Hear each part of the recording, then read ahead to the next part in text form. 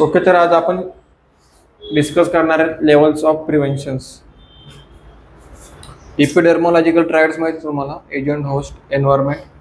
So त्यामध्ये आपण बघणार आहेत communicable, non communicable diseases. Okay, so communicable diseases आहे, नॉन कम्युनिकेबल डिसीजेस आहे, तो आपण त्याला कसं प्रिव्हेंट करणार आपण एक्सप्लेन करू की कम्युनिकेबल डिसीज कोणती, नॉन कम्युनिकेबल कोणती. आता जे टॉपिक तुम्हाला मी दिले ना ते सगळे कम्युनिकेबल डिसीजेस आहे. त्यामधले मोस्ट ऑफ 1 to 2 असे डिसीजेस आहे की ते नॉन कम्युनिकेबल डिसीजेस आहे. ओके, आता तुम्हाला लेप्रेसी म्हणजे काय तुम्हाला माहिती पडणार. तुम्ही नंतर तुमच्या जे आपण पोस्टिंग असेल 3rd इयरपर्यंत तुम्ही विचारणार नाही लेप्रेसी म्हणजे काय. आता तू थॅलेसेमिया आहे, थॅलेसेमिया तुला जर का पेशंट कुठे भेटला तू लगेच आयडेंटिफाय करणार की थॅलेसेमिया म्हणजे काय. मी मुद्दाम डिसीज कंडिशन हार्ड का दिली तुम्हाला अंडरस्टँडिंगसाठी. तुम्ही जेवढं सर्च करसाल, कोणाला वाटतं की मला सपोर्ट टॉपिक दिला म्हणून चांगलं झालं असं विचार नका करू. आयडेंटिफाय करा, त्यामध्ये भरपूर काही गोष्टी आहेत. ओके, आता थॅलेसेमिया म्हणजे काय की एक रिलेटेड टू ब्लड डिसऑर्डर आहे. ब्लड डिसऑर्डर खूप सारे आहेत. ओके, आता ॲनिमिया पण आहे. ॲनिमिया सगळ्यांना माहिती आहे, पण थॅलेसेमिया लवकर माहिती आहे का.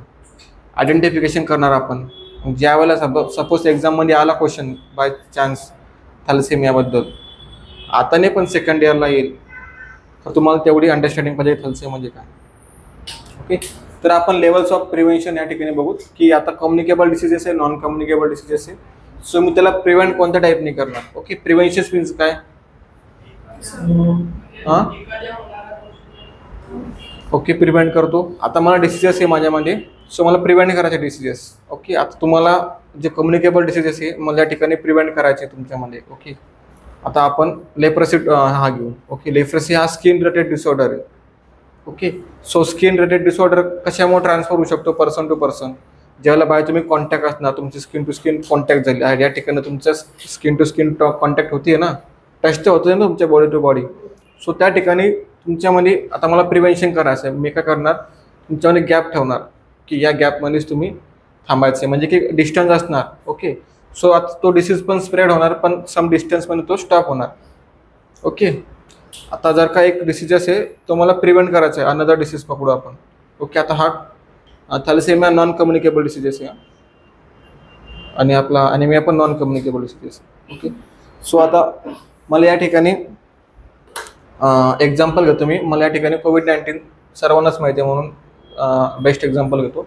मला या ठिकाणी कोविड-19 प्रिव्हेंट करायचं आहे. तुम्ही त्या ठिकाणी काय करणार, जे पर्सन अगोदरच डायग्नोज झाले त्यांना क्वारंटाईन ठेवणार, की ज्यांना चान्सेस हे होण्याचे मी त्यांना ऑब्झर्वेशनमध्ये ठेवणार, अंडर ऑब्झर्वेशन. म्हणजे मी काय करतोय, प्रिव्हेंट करतोय, आणि ज्यांना होण्याचे चान्सेस आहे मी त्यांना वॅक्सिनेशन करणार. ओके, ह्यामध्येच तुमचं लेवल्स मी आत्ताच सांगून दिलं तुम्हाला की कोणत्या लेवलमध्ये काय नाही. ओके, तर ते आपण आता डिस्कस करू. प्रिव्हेन्शन म्हणजेच काय, कोणी रीड करणार. Prevention is the action aimed at eradicating, eliminating, or minimizing the impact of disease and disability, or if none of these are feasible, retarding the progress of disease and disability. आता या ठिकाणी मला disease झाला आहे, so मी त्याला कसं prevent करणार. Like primary आहे, त्यामध्ये प्रायमोडियल आहे, सेकंडरी, टर्शरी. सो मला डिसीज झाला तर मी त्या ठिकाणी मला माझी क्युरेबल रेट आहे, मला क्युअर करायचा डिसीज. सो त्या ठिकाणी माझी क्रिएट असणार एक इन्क्युबेशन पिरियड असणार की आता कोविड-19 आहे, तर सो तो स्प्रेड होण्यासाठी पण त्याचा एक इन्क्युबेशन पिरियड असतो, जे सिम्पटम्स मला आयडेंटिफिकेशनसाठी. ओके, सो तुम्ही त्यावेळेला आयडेंटिफाय करणार की तुम्हाला कोविड झाला. फिवरचं पण सेम आहे, तुम्हाला फर्स्ट डे फिवर आहे, सो तुम्हाला फर्स्ट डेला काय होणार की सम बॉडी एक होणार ना. बॉडी एक म्हणजे काय, बॉडी पेन होणार. ओके, त्यानंतर इरिटेबल होणार तुम्ही. ओके, टायर्ड असणार. त्यानंतर तुम्हाला सम बॉडी टेम्परेचर इन्क्रीज होणार. सो तुम्ही मग आयडेंटिफाय करू शकता की मला फिवर येण्याचे चान्सेस आहे. सो मग तुम्ही त्याला प्रिव्हेंट कसं करणार, टॅबलेट्स घेणार. ओके, टॅबलेट घेतल्यानंतर मग तरी पण तुम्हाला फिवर आला तर स्वतः ते जाणार की सेकंडरी प्रिव्हेन्शनमध्ये. मग तुम्ही त्याला बेसिक ट्रीटमेंट सोडून तुम्ही हायर ट्रीटमेंटकडे जाणार. ओके, सो त्यामध्ये पण तेच आहे, आपल्याला प्रिव्हेन्शन तर करायचं आहे. आता मी बोललो ना तुम्हाला की मला डायबिटीज आहे, समजा ॲम्पुटेशन केलं लेग्सचं, कारण की मला खाली ऊंड झाला होता, ऊंड स्प्रेड होत होता खूप. ओके, सो मग मी त्या ठिकाणी डिसेबल झालो. डिसेबल म्हणजे कसं, मी हँडिकॅप झालो ना त्या ठिकाणी. सो तुम्ही त्या लेवलला कोणत्या वेळेला मला प्रिव्हेंट करणार डिसीजेस. सो आता मला डायबिटीस आहे, तुम्ही मला रिगार्डिंग टू डाएटबद्दल इन्फॉर्मेशन प्रोव्हाइड करणार. ओके, वुंड असेल तर वुंड क्लिनिंग करणार. ओके, वुंड केअर करायला मला इन्फॉर्मेशन देणार. ओके, सो यामध्ये पण ते जे डिसेबल पर्सन आहे आपण त्यांना सुद्धा प्रिव्हेंट म्हणजे केअर करतो. ओके, डिसेबल पर्सनला सुद्धा आपण लाईफस्टाईल कशी चेंजेस होते त्यांची त्याबद्दल आपण त्यांना इन्फॉर्मेशन सुद्धा प्रोव्हाइड करतो आणि ग्रो अप करायला सुद्धा आपण त्यांना चान्स देतो. Okay, difference levels of prevention. Stage 1 आता हे primordial prevention, stage 2 primary prevention, stage 3 secondary prevention, tertiary prevention. Tertiary प्रिव्हेन्शनच्या नंतर नेक्स्ट जे स्टेज आहे त्याला आपण बोलतो रिहॅबिलिटेशन. ओके, फर्स्ट वन काय आहे? प्रायमोडियल. ओके, सेकंड, थर्ड, त्यानंतर फोर्थ स्टेज कोणती? मला यामध्ये प्रायमोडियल, प्रायमरी, सेकंडरी, टर्शरी यामध्ये तुम्हाला जस्ट डिफरन्स सांगतो मी. प्रायमोडियल म्हणजे की मी आता बेसिक केअर घेतोय, होम केअर. ओके, किंवा वॅक्सिनेशन घेतोय, ती झाली माझी प्रायमरी. ओके, समजलं एक्झाम्पल. त्यानंतर आहे प्रायमरी प्रिव्हेन्शनमध्ये की मला माझे सायनम सिम्पटम दिसत आहेत फीवरबद्दल. आता मला फीवर आहे तर मला सायनम सिम्पटम दिसत आहे की मला माझं बॉडी टेम्परेचर इन्क्रीज झालं, त्यानंतर मला थ्रोट इन्फेक्शनसुद्धा झालं, त्यानंतर मला कॉमन कोल्डसुद्धा झाला. ओके, हे झालं तुमचं प्रायमरी प्रिव्हेन्शन. तुम्ही सिम्पटम्स आयडेंटिफाय करू शकता डिसीजबद्दल. सेकंडरीमध्ये आहे तुम्ही डायग्नोस्टिक टेस्ट करणार फीवरबद्दल. मग तुम्ही टायफॉइड असेल, मलेरिया असेल, डेंग्यू असेल, या 3 गोष्टीचे तुम्ही टेस्ट करणार. ओके, डायग्नोस्टिक आणि इंटरव्हेन्शन इव्हॅल्युएशन तुम्ही त्या ठिकाणी करणार. ओके, सेकंडरी झालं. मग टर्शरीमध्ये डेंग्यू म्हणजे तुम्हाला सेकंडरीजमध्येच करणार की तुम्हाला डेंग्यू आहे की मलेरिया आहे की टायफॉइड आहे. ओके, मी तुम्हाला जस्ट बेसिक एक्झाम्पल सांगतो, म्हणजे हे बेसिक डिसीज कंडिशन सांगतो. सो टर्शरीमध्ये मग तुम्ही डायरेक्ट डिसेबल होणार. Okay, so higher chances of तुम्हाला इन्फेक्शन असणार. सो त्यामुळे तुम्हाला काय होणार, हायर लेवल ऑफ तुम्हाला इन्फेक्शन असणार. सो त्यामुळे तुमचे काय होणार, डेथसुद्धा होऊ शकते टर्शरीमध्ये. आता मला डायबिटीज आहे, सो डायबिटीजचं एक्झाम्पल सांगतो. सो मी फर्स्ट वन काय करणार, प्रायमोडियल प्रिव्हेन्शनमध्ये जस्ट माझ्या डाएटवर फोकस करणार.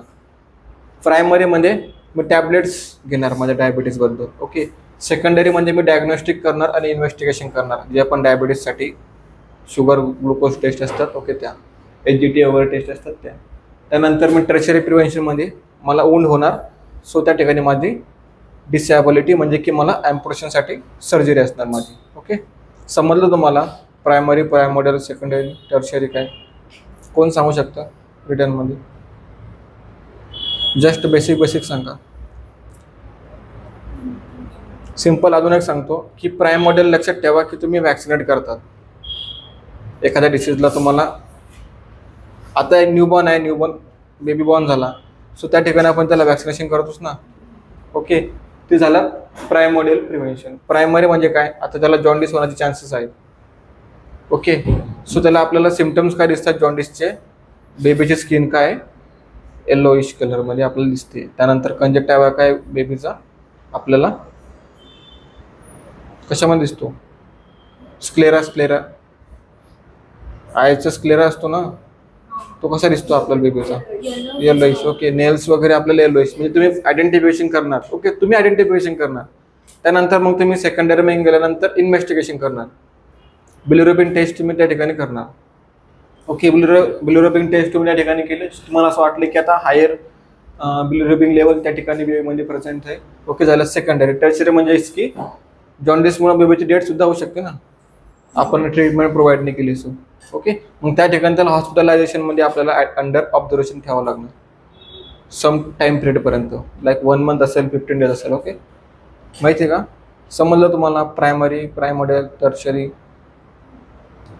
त्यामध्ये पण त्याचे पण तुम्हाला जस्ट मी इन शॉर्टमध्ये एक्सप्लेन केलं आहे, खाली खूप सारं असं एक्सप्लेनेशन दिलेलं आहे. Primordial prevention. It is the prevention of emergence of risk factors in populations in which they have not yet appeared. Intervention. Intervention. The main intervention is primordial prevention is through individual and mass health education. Okay, त्या ठिकाणी जे risk factor आहे, आता मला हायपरटेन्शनचे risk factor आहे. Okay, so मला हायपरटेन्शनचे risk factor आहे किंवा आपण कॅन्सरचे रिस्क फॅक्टर पकडू, या ठिकाणी कॅन्सर पकडू, कॅन्सरचे रिस्क फॅक्टर आहे, तर त्या ठिकाणी तुम्ही काय करणार की मला गायडन्स करणार, त्याबद्दल हेल्थ एज्युकेशन प्रोव्हाइड करणार. ओके, सो आता मी स्मोक करायचं ट्राय करणार, सो त्या ठिकाणी मला वॉर्निंग साईन असणार बघा स्मोकच्या याच्यावर पण की वॉर्निंग साईन कॅन्सर होऊ शकतो. म्हणजे ते मास मीडिया थ्रू आपल्याला पब्लिसिटी करतात की तुम्हाला हे प्रिव्हेंट होऊ शकतं, हे रिस्क फॅक्टर आहे त्याचे. ओके, सो तुम्ही आता एखादी आता स्मोकिंगचं एक्झाम्पल घेतलं आपण, मग त्यामुळे तुम्हाला चान्सेस काय कॅन्सरचे. तर आपण ज्यावेळेला मूवीज बघायला जातो, मूवीजमध्ये पण सगळ्यात अगोदर स्टार्टिंगला आपल्याला तेच दाखवतात की मास मीडिया म्हणजे कोणती, पब्लिसिटी, जी की ज्या ठिकाणी तुम्हाला नंबर ऑफ म्हणजे टाईम पिरियडपर्यंत तुम्हाला हेल्थ एज्युकेशन प्रोव्हाइड होणार. ओके, ते झालं प्राईम मॉडेल. आणि आपण प्राईम मॉडेलमध्ये वॅक्सिनेशन सुद्धा करू शकतो. ओके, वॅक्सिनेशनचा एक्झाम्पल लक्षात ठेवा, किंवा असं लक्षात ठेवा की मला एखादी डिसीज कंडिशन आहे, रिस्क फॅक्टर आहे, सो त्याबद्दल मला कोणतरी हेल्थ एज्युकेशन प्रोव्हाइड करतं. ओके, ते झालं आपलं prime model.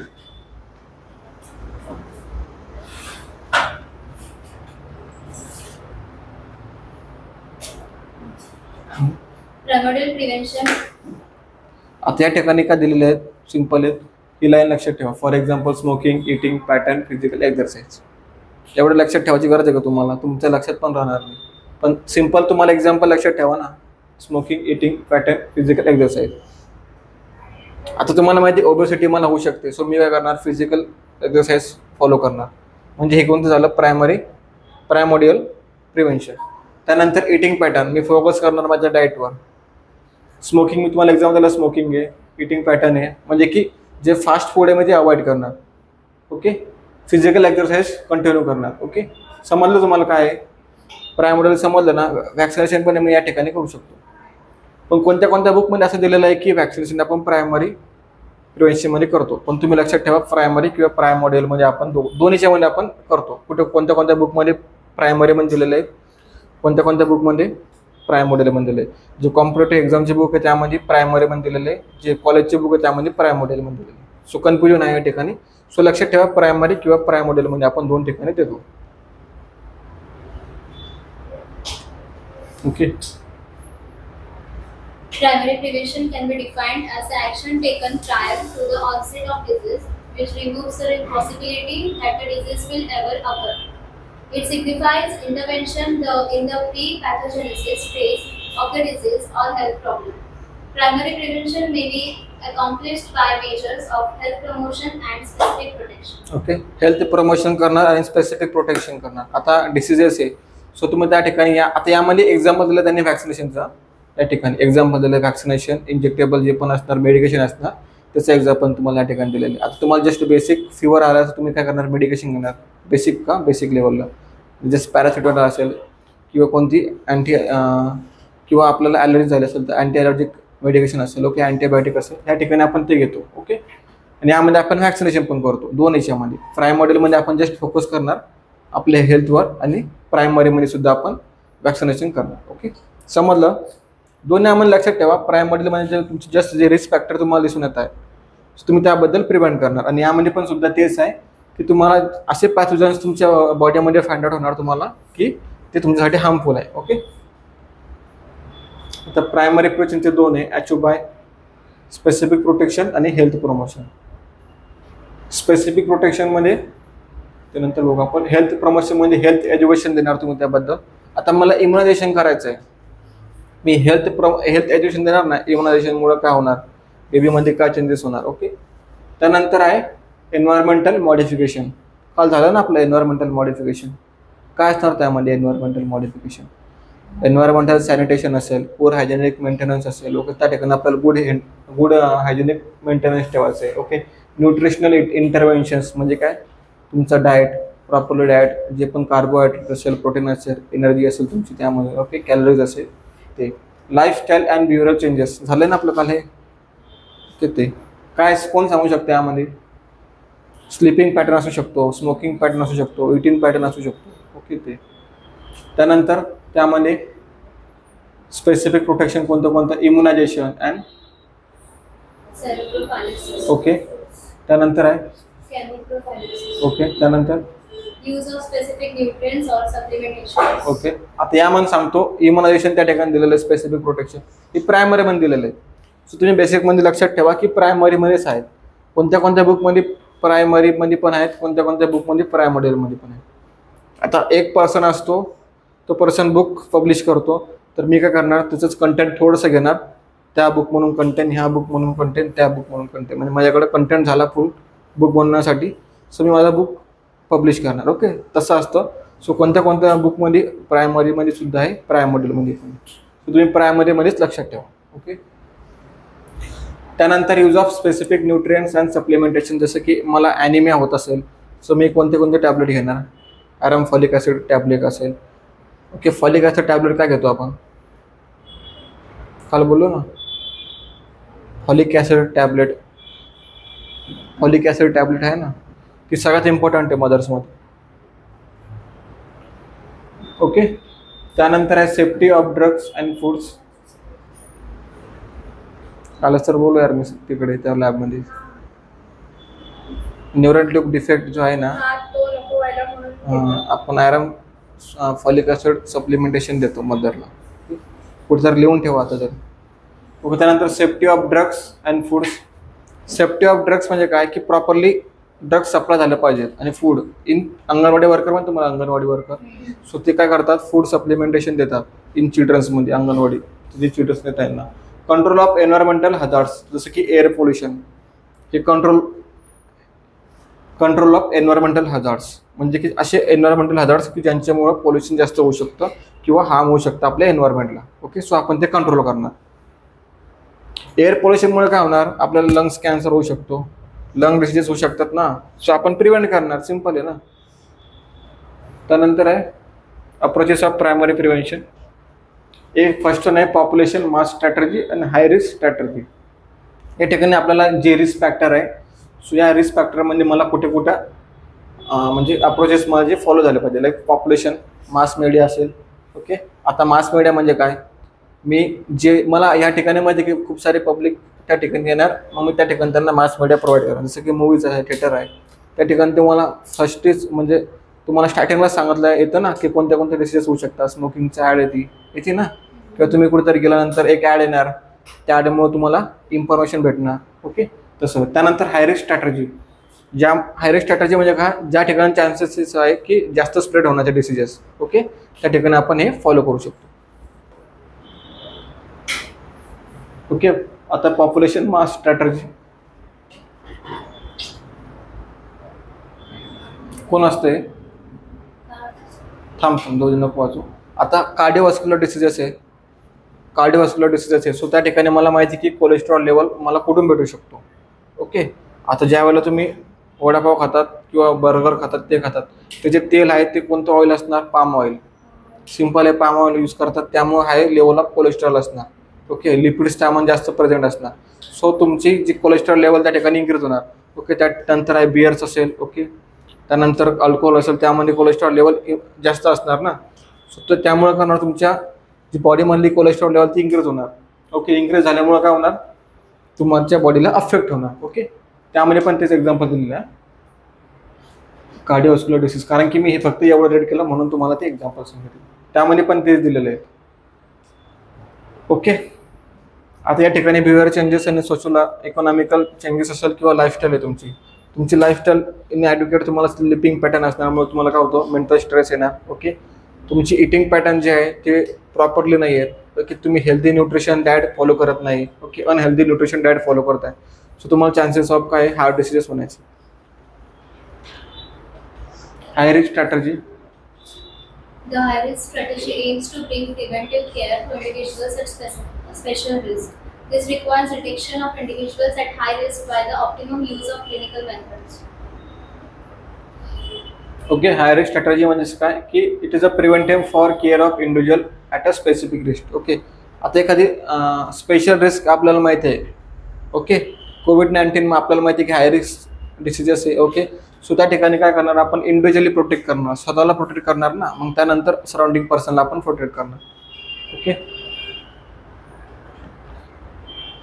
Secondary प्रिव्हेन्शन्स.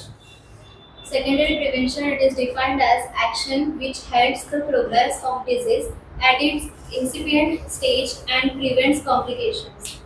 The specific interventions are early diagnosis, example screening test, breast self-examination, pap smear test, radiographic examination, case finding program, etc. The adequate treatment. Okay, आता या ठिकाणी का दिलेले आहे की अर्ली डायग्नोसिस, मी तुम्हाला बोललो ना, आता फिमेलमध्ये जास्त करून ब्रेस्ट कॅन्सर आपल्या इंडियामध्ये जास्त बघण्यात येतोय. ओके, का? कारण की ती lack of breast feeding, mother काय करते, बेबीला ब्रेस्ट फीड प्रॉपरली करत नाही. सो त्यामुळे चान्सेस काय होतात ब्रेस्ट कॅन्सरचे. ओके, तुम्ही बघा इंडियाची जी रेट आहे ती सगळ्यात जास्त हाय रेट आहे ब्रेस्ट कॅन्सरबद्दल. ओके, त्यानंतर ओव्हेरियन कॅन्सर पण फिमेलमध्ये सगळ्यात जास्त इम्पॉर्टंट हे बरं का स्प्रेड होतो सध्याच्या कंडिशनमध्ये. Okay, direct removal of ovary, direct ovary काढून टाकतात. सो त्यानंतर मदर प्रेग्नेंट पण होत नाही. ओके, किंवा त्यानंतर बेबीसुद्धा सर्वाईव्ह करू शकत नाही. ओके, सो मग आता या ठिकाणी काय करणार आपण, आपल्याला माहिती आहे की मदरला आपण इन्फॉर्म करणार की तुम्ही ब्रेस्ट सेल्फ एक्झामिनेशन करा. तुम्हाला मॅम शिकवतील ब्रेस्ट सेल्फ एक्झामिनेशन म्हणजे काय. ओके, त्यानंतर रेडिओग्राफिकल एक्झामिनेशन म्हणजे की USG एक्झामिनेशन. का असतं बघा, मी बोललो अगोदरच की हसू नका. हे बघा, 2 मिनटं बंद कर.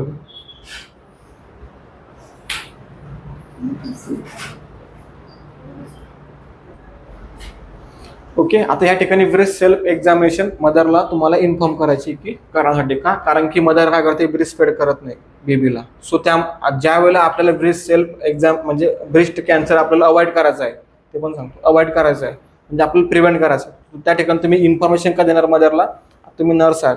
सो डॉक्टरचं काही 24 आवर्स फिमेलसोबत राहणार नाही मदरसोबत. सो तुम्हाला त्या ठिकाणी राहायचं आहे. तुम्हाला बेसिक केअरपासून तर हायर केअरपर्यंत सगळी इन्फॉर्मेशन त्या ठिकाणी पाहिजे. तुम्हाला त्यांना त्या ठिकाणी सांगायचं आहे की बेबीला म्हणजे मदरला इन्फॉर्म करायचं आहे की तुम्ही ब्रेस्ट फिडिंग करा. तुम्ही फिडिंग केलं ना तुम्हाला ब्रेस्ट कॅन्सर हा होणार नाही. ओके, सगळ्यात मोठे हेल्थ एज्युकेशन हे आहे आपलं. तुमचीच पोस्टिंग असणार त्यामध्ये. आमची नव्हती पोस्टिंग, आमची फक्त 1 महिना पोस्टिंग होती बस. त्यामध्ये आम्ही सांगायचो पण नाही कारण की आम्हाला अनकम्फर्टेबल वाटायचं की फिमेलला पण अनकम्फर्टेबल वाटायचं सांगण्यासाठी. ज्यावेळेला मदर ब्रेस्ट फिडिंग करायचं ना तर आम्ही वार्डच्या बाहेर जायचो. आम्हाला अनकम्फर्टेबल नव्हतं वाटत, पण मी तुम्हाला शिकवतोय ना मग मला अनकम्फर्टेबल वाटायला पाहिजेत ना. तुम्हाला काय वाटतं अनकम्फर्टेबल, तुम्ही तर शिकताय, तुम्ही इंटरेस्ट नाही बघायला पाहिजे. ओके, पॅप स्मिअर काय, ओव्हरियन कॅन्सर हे आपण त्यावेळेला करतो. पॅप स्मिअर म्हणजे की ज्या वेळेला mother will be diagnosis of ovarian cancer असेल त्यावेळेला आपण पॅप स्मिअर हे करतो, स्पेक्युलम टाकून डायरेक्टली. ओके, त्यानंतर आहे रेडिओग्राफिकल एक्झामिनेशन, USG एक्झामिनेशन असेल. ओके, एक्सरे असेल. सो आपण फाइंड आउट करतो त्यामध्ये की प्रिव्हेन्शन करण्यासाठी डिसीजेस. म्हणजे आता मी तुम्हाला बोललो ना प्रायमरी मध्ये तुम्ही फोकस करणार जस्ट तुमच्या हेल्थवर, प्रायमरीवर. ओके, त्यानंतर प्रायमरीमध्ये तुम्हाला सिम्पटम्स फाइंड आउट होणार, हाय रिस्क सिम्पटम्स कोणते कोणते. ओके, त्यानंतर तुम्ही सेकंडरीमध्ये डायग्नोस्टिक इन्व्हेस्टिगेशन करणार, बोललो ना तुम्हाला मी, तेच आहे. ओके, केस फाइंडिंग प्रोग्राम. Okay, etcetera. समजलं तुम्हाला या ठिकाणी.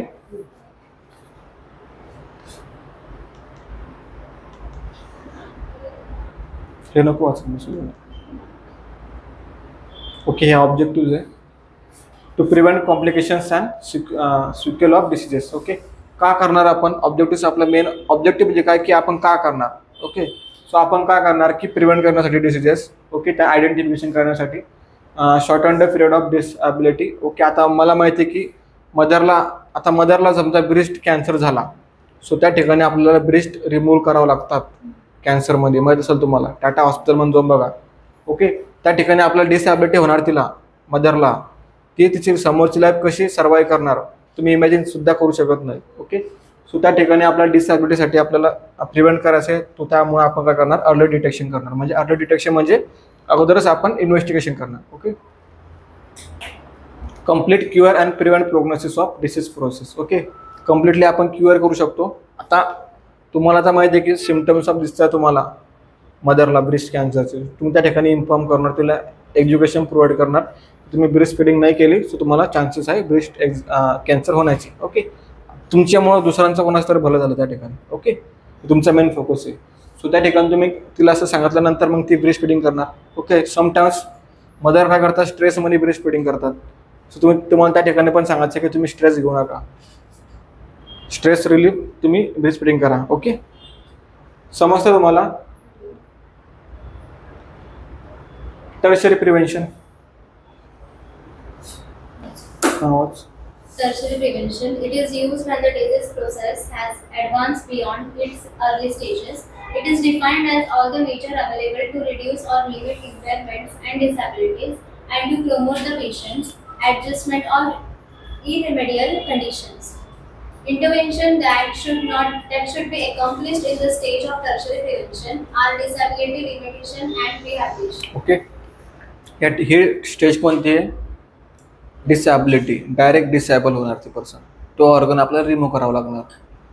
ओके, आता कॅन्सर म्हणलं जर का मी ओरल कॅन्सर घेतला, त्या ठिकाणी त्यांना स्मोकिंग केली असेल किंवा टोबॅको चेव केला असेल, फर्स्ट प्रायमरी झाला, सेकंडरीमध्ये आपण डिटेक्शन केलं, patient diagnose with the oral cancer. Okay, त्या ठिकाणी मी याची कमांडो सर्जरी केली. कमांडो सर्जरी करतात ओरल कॅन्सरमध्ये. ओके, कमांडो सर्जरी केली. सो त्यामुळे त्याचं काय केलं, मी स्किन ही पूर्ण कट केली. सो त्याच्या जे स्ट्रक्चर आहे फेसचं ते डिस्टर्ब झालं, डिसेबल झालं. सो त्या ठिकाणी त्याला जो तो टॉकिंग वे त्याचा तो डिफरंट आहे. ओके, टॉकिंग वे का डिफरंट आहे. सो मग त्या ठिकाणी मी त्याला रिहॅबिलिटेशन सेंटरला पाठवणार की तू कसं टॉक करू शकतो, एक्सरसाइज प्रोव्हाइड करणार त्याला मी सेपरेटली. ओके, हॉस्पिटलमध्ये आपण हे करत नाही, आपल्याला सेपरेटली रिहॅबिलिटेशन सेंटरमध्ये जावं लागतं. ओके, समजलं? टर्शरी प्रिव्हेंशन म्हणजे काय? आता ह्या ठिकाणी डिसीज झाला, इम्पेअरमेंट झालं तुमच्यावर. ओके, त्यानंतर तुम्ही डिसेबल झालात. डिसेबल म्हणजे काय? हँडिकॅप. डायबिटीज झाला, डायबिटीजमुळे माझा लेग्स कट केला किंवा हँड कट केला, माझं फिंगर कट केलं, मी काय झालो? हँडिकॅप. सिम्पल आहे ना. ओके, आता या ठिकाणी इम्पेअरमेंट आणि डिसेबिलिटीचे जस्ट डिफरन्स सांगितलेला आहे. हां, इम्पेअर म्हणजे काय? इम्पेअरमेंट ऑफ एनी डिसीजेस असेल. ओके, किंवा आय इम्पेअरमेंट असेल. ओके, त्यानंतर टंग इम्पेअरमेंट असेल किंवा ॲबडोमिनल इम्पेअरमेंट असेल. ओके, त्यामुळे काय होणार की ॲबनॉर्मॅलिटी कुठे प्रेझेंट असणार? Like psychological, physiological and anatomical structure or functioning. Okay, आता हिअरिंग डिफिकल्टी आहे, मला ऐकायला येत नाही properly. So impairment of hear difficulty. Nursing care प्लॅनमध्ये तुम्हाला इम्पेअरमेंटच लिहावं लागणार आहे. ओके, ज्यावेळेला तुम्ही नर्सिंग डायग्नोसिस लिहितात ना, इम्पेअरमेंट ऑफ फिजिकल डिफॉर्मिटी. ओके, म्हणजे की रिलेटेड आहे आपल्या सायकोलॉजिकल असेल, ॲनाटॉमिकल असेल, फिजिओलॉजिकल असेल आणि अजून कोणतं आहे? स्ट्रक्चरल असेल. ओके, समजलं? डिसेबल म्हणजे काय? Lack of ability to perform any activity. आता माझा लेग्स ॲम्पूट केला, सो मी परफॉर्म करणार का ॲक्टिव्हिटी? ओके, स्टँड होऊ शकणार का प्रॉपरली? नाही. सो मी डिसेबल झालो ना. सो तिचं मिनिंग आहे डिसेबिलिटी. हँडिकॅप. हँडिकॅप म्हणजे काय माहिती ना सर्वांना? हँडिकॅप म्हणजे काय की माझा एक पर्टिक्युलर ऑर्गन कट केला आहे, सो त्यामुळं जी फंक्शनिंग आहे माझ्या बॉडीमध्ये ती प्रॉपरली होत नाही. ओके, तुला आपण हँडिकॅपमध्ये कन्सिडर करू. आता हँडिकॅप पण डिपेंड आहे. Okay, age, sex, mean, like, gender. Okay, and socio and cultural factors. Okay, rehabilitation cultural factors म्हणजे कोणते? त्यामध्ये डिपेंड करणार की आता सोशल म्हणजे की सोसायटीचे फॅक्टर, कल्चर म्हणजे की आपले जे की फॉलो करतो आपण फॅमिली टू अदर, म्हणजे आता माझे जे फॅमिलीमधले कल्चर फॉलो करतात ते. आता ते माझ्या घरामध्ये सपोज कोणाला तरी डायबिटीस मेलाइटिस झालेला आहे. ओके, सो त्यांच्यामुळं मला आला, म्हणजे की जेनेटिकली फॉर्म झालं ना. ओके, त्याला आपण कल्चरल बोलू शकतो. सोशल म्हणजे काय की सोसायटीमध्ये माझ्या पुढे आला. ओके, तसं. आता सोशल म्हणजे काय? मी ट्रेनमध्ये गेलो, ट्रेन पलटी झाली, मी हँडिकॅप झालो. सिम्पल आहे. समजलं? रिहॅबिलिटेशन म्हणजे काय त्या ठिकाणी आपण बघू. रिहॅबिलिटेशन कोण रीड करतो? Rehabilitation is the combined and coordinated use of medical, social, educational, and vocational measures for training or retraining the individual to the highest possible level of functional ability. Okay, आता या ठिकाणी मी handicap person आहे. Simple आहे. So मला stand करायचं आहे. Stand, आता माझा लेग ॲम्पूट केलेला आहे, सो मी या ठिकाणी स्टँड होऊ शकतो का? होणार, पण मला सपोर्टिव्ह पाहिजेत ना, कोणतरी ट्रेनिंग पर्सन पाहिजेत ना. सो त्या ठिकाणी काय होणार की जे हायली प्रोफेशनल स्किल पर्सन आहे, लाईक फिजिओथेरपिस्ट असेल, फिजिओथेरपिस्टचा यामध्ये मेन रोल आहे. रिहॅबिलिटेशनमध्ये. सो आता या ठिकाणी मला पॅरालायसिस झालेला आहे. सो मी हँडिकॅप झालो ना, पॅरालायसिस झाला, मी हँडिकॅप झालो. आता मला माझी बॉडी रिकवर करायची आहे सम फंक्शनिंग करण्यासाठी. सो या ठिकाणी मी कोणाची ट्रेनिंग घेणार? ओकेशनल ट्रेनिंग असेल. ओकेशनल म्हणजे की तुम्हाला वर्क करायला शिकवणार. आता मी ब्लाइंड आहे, ओके, मी ब्लाइंड आहे. सो मला वर्क पण करायचं आहे, माझी लाईफ पण मला समोर चालवायची आहे ना, पैसा तर कमवायचा आहे ना. सो या ठिकाणी मला ओकेशनल ट्रेनिंग देणार. मी वर्क कसं केलं पाहिजे, लाईक मी कॉम्प्युटरवर कसं वर्क करणार, ओके. त्यानंतर मी असे वर्क करून मी कसे बेनिफिट कमवू शकतो किंवा पैसे कमवू शकतो, ओके. समजलं का सर्वांना? ओकेशनल ट्रेनिंग म्हणजे काय? फिजिओथेरपिस्ट काय करतात? हेल्प करतात आपल्याला की आपण एक्सरसाइज करण्यासाठी. आता मला पॅरालिसिस झाला माझ्या हँडला, सो त्या ठिकाणी ते एक्सरसाइज करणार या ठिकाणी हँडची, ओके. आणि मला माझ्या बॉडीमध्ये फंक्शनिंग इम्प्लिमेंटेशन करणार, ओके. समजलं रिहॅबिलिटेशन म्हणजे काय? आता रिहॅबिलिटेशन पण खूप आहेत. मेडिकल रिहॅबिलिटेशन आहे, ओकेशनल रिहॅबिलिटेशन आहे, सोशल रिहॅबिलिटेशन आहे आणि सायकोलॉजिकल रिहॅबिलिटेशन आहे, ओके. आता या ठिकाणी मेडिकल म्हणजे काय? Restore formation of your bodily function. मी बोललो ना, मला पॅरालिसिस झाला आहे, सो माझ्या बॉडी फंक्शनिंग मला रिस्टोर करायचे आहे. सो मी काय करणार? फिजिकल एक्सरसाइज करणार, ओके. फिजिओथेरपिस्ट मला काय करणार? हेल्प करणार आहे त्या ठिकाणी. ओकेशनल म्हणजे काय? Restoration of the capacity of a livelihood. समजलं का? ओकेशनल म्हणजे काय? ओकेशनल म्हणजे काय सांगा ना? समजलं ना सर्वांना? ते इंग्लिशमध्ये वाचल्यानंतरच कळून जातं आपल्याला काय येतात लिहिलेलं. काय काय सांग ना, सांगा. अरे मी आताच तर बोललो, मी हँडिकॅप आहे पण मला वर्क पण करायचं आहे. पण मी वर्क कोणतं करणार ते मला त्या ठिकाणी ट्रेनिंग देणार, okay. Social rehabilitation, restoration of family and social relationship, okay. जसं की सपोज माझ्या फॅमिलीमध्ये कोणतरी एक्सपायर झालं, जे की माझे फेवरेट पर्सन होते, ओके. सो त्या ठिकाणी असेल किंवा मग मी फॅमिलीसोबत कसं रिलेशनशिप बनवू शकतो, म्हणजे घरामध्ये मी कसं वागू शकतो. आता मी हँडिकॅप पण आहे, आता घरचे मला सगळे बोलणार की तू हँडिकॅप झाला हे ते. सो मी माझ्या फॅमिलीसोबत कसं रिॲक्ट करणार, कसं बोलणार, ओके. सो ते. त्यानंतर आहे सायकोलॉजिकल रिहॅबिलिटेशन. सायकोलॉजिकल म्हणजे काय?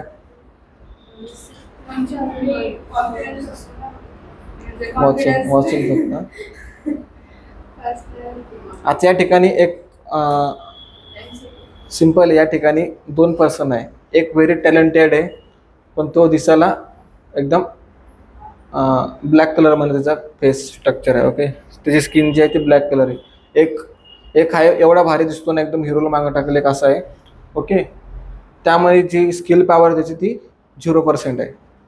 त्याला मी विचारलो कॉन्फिडन्सचा मिनिंग काय, त्याला कॉन्फिडन्सचा मिनिंग पण येत नाही, ओके. याला मी जस्ट ही लाईन त्यांना रीड केला त्याला एक्सप्लेनेशन येणार. कोणाला? जो की ए पर्सन म्हणजे जो की त्याची स्किन कलर काय ब्लॅक आहे.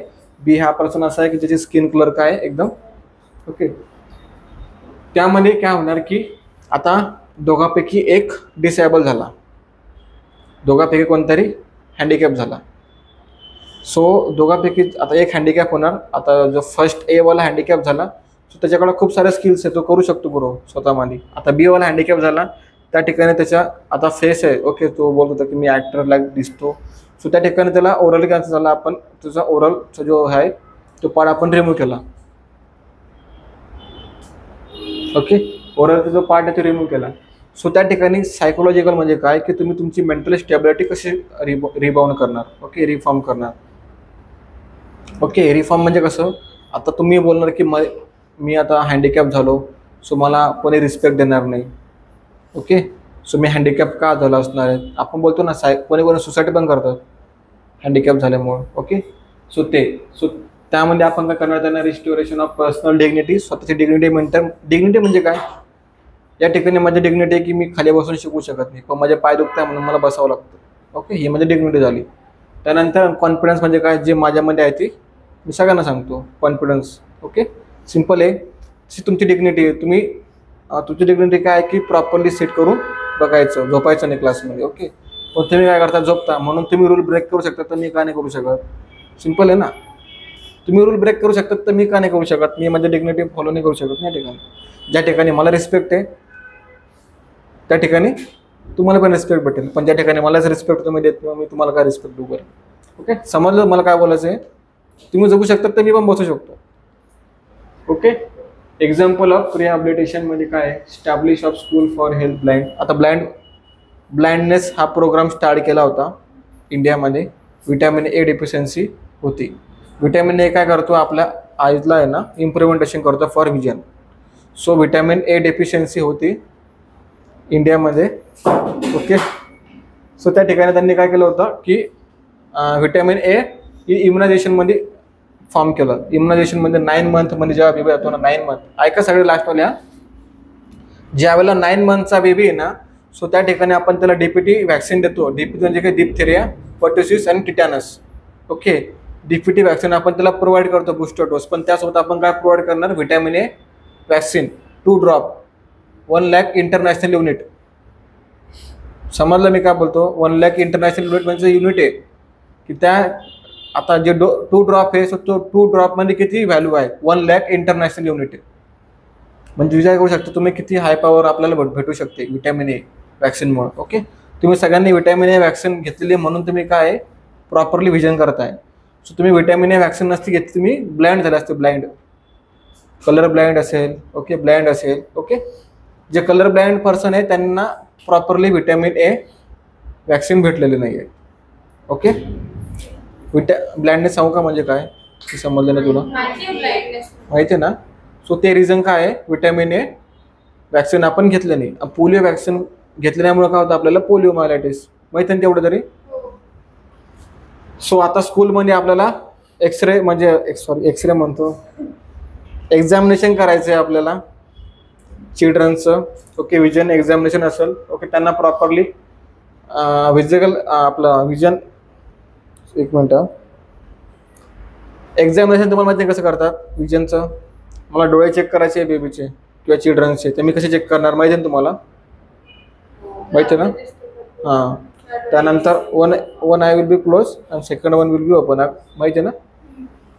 त्यानंतर सर्जरी ऑफ लेप्रेसी, मी बोललो ना तुम्हाला, लेप्रेसी व्हायरस. ओके. त्यानंतर prevention of AIDS control virus जो असेल त्यामुळे आपण प्रिव्हेन्शन करणार. Changes of profession for a more suitable one and modification of life in general case of TB. Okay. समजलं तुम्हाला काय या ठिकाणी बोललोय मी? समजलं का? रिकन्स्ट्रक्शन लाईक रिबिल्ड करायचं आहे आपल्याला. रिबिल्ड म्हणजे त्यांना प्रॉपरली रिफॉर्म करायचं आहे. Thank you so much.